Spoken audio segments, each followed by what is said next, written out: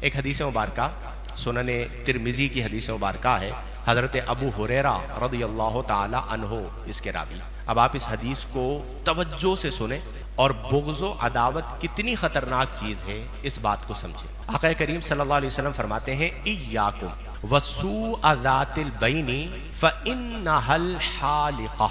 آقا کریم صلی اللہ علیہ وسلم نے فرمایا کہ آپس میں پھوٹ اور بغض و عداوت کی برائی سے اجتناب کرو۔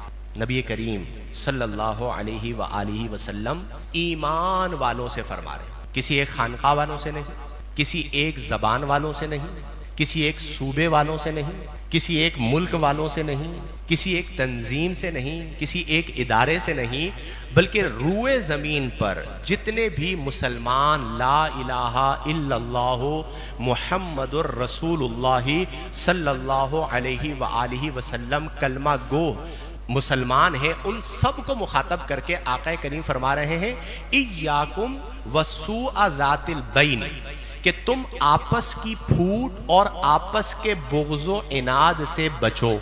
اس کے بعد کا جو جملہ ہے وہ بہت ہی سخت ہے، وہ بہت ہی سخت ہے۔ آقا کریم نے فرمایا کیوں بچو؟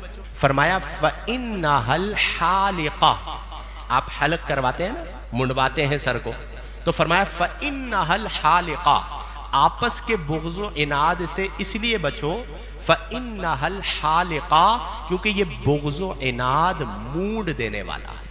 جب آپ حلق کرواتے ہیں تو بال جڑ سے مونڈ دیے جاتے ہیں۔ فرمایا فَإِنَّهَا الْحَالِقَةُ، اب حالقہ کیا ہے؟ فرمایا الحالقۃ یقول انها تحلق الدین، کہ بغض و عناد مونڈ دینے والا ہے۔ کسے مونڈ دینے والا ہے؟ فرمایا انها تحلق الدین، آپس کا جو بغض و عناد ہے یہ دین کو مونڈ دینے والا ہے۔ یعنی اتنی خطرناک چیز ہے کہ آقا کریم صلی اللہ علیہ وآلہ وسلم نے اسے دین کو مونڈ دینے والا فرمایا۔ اور آج آپ دیکھ لیجئے اپنے معاشرے کا حال، ہر طبقے کا حال دیکھ لیجئے کہ ہم نے بغض و عناد کی وجہ سے اپنے معاشرے کو برباد کر دیا، تباہ کر دیا۔ ایک ہوتا ہے کسی چیز کا دنیاوی نقصان، کون سا نقصان؟ بولیے اونچی آواز سے۔ دنیاوی نقصان ہوتا ہے۔ ایک ہوتا ہے کسی چیز کا دینی نقصان۔ بغض و عداوت یہ ایک ایسا قلبی مرض ہے کہ اس کا دنیاوی نقصان بھی بہت بڑا اور اس کا دینی نقصان بھی بہت بڑا۔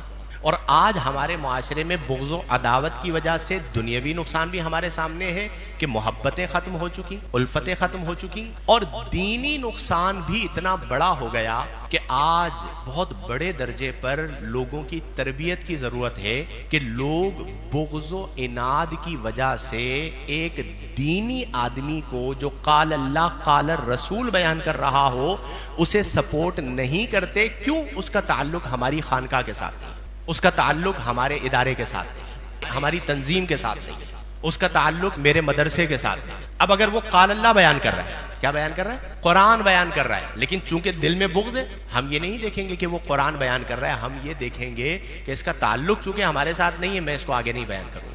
اب آپ سوچئے کہ دین کا کتنا بڑا نقصان ہوا، اس کی ذات سے دین کو کتنا بڑا فائدہ ہو سکتا تھا، ہم نے اس فائدے کو اپنے معاملات کی وجہ سے ضائع کر دیا۔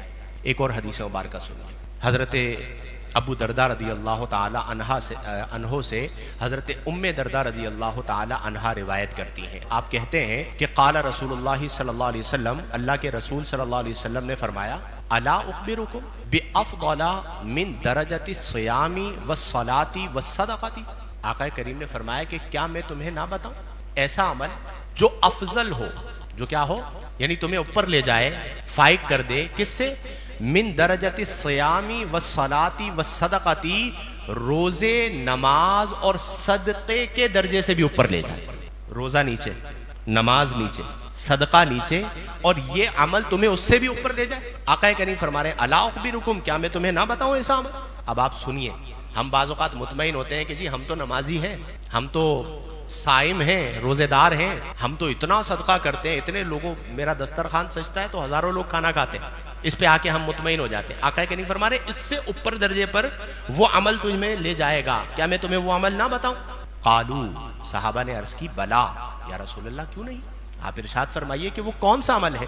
قال، آقا کریم صلی اللہ علیہ وسلم نے فرمایا صلاح ذات البین، صلاح ذات البین، وہ عمل جو تمہیں نماز، روزہ اور صدقے سے اوپر لے جائے وہ ہے آپس میں میل جول کروانا، یعنی دو لوگوں میں اختلاف ہو گیا تو اس اختلاف کو ختم کروانا اور محبت کو قائم کروانا۔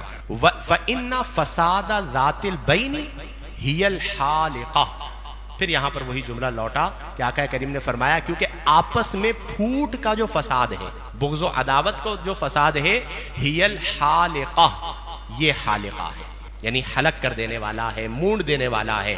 فرمایا لا اقول تحلق الشعر، میں یہ نہیں کہہ رہا کہ یہ بغض و عداوت بالوں کو مونڈ دیتا ہے، فرمایا ولیکن تحلق الدین، یہ بغض و عداوت دین کو مونڈ دیتا۔ اب آپ کہتے ہیں کہ میں دین کا کام کر رہا ہوں، دین کا، آپ دین کا اگر بغض و عداوت رکھا ہوا ہے آپ نے قلب میں تو آپ دین کا کام نہیں کر رہے، آپ دین کو مونڈ رہے ہیں۔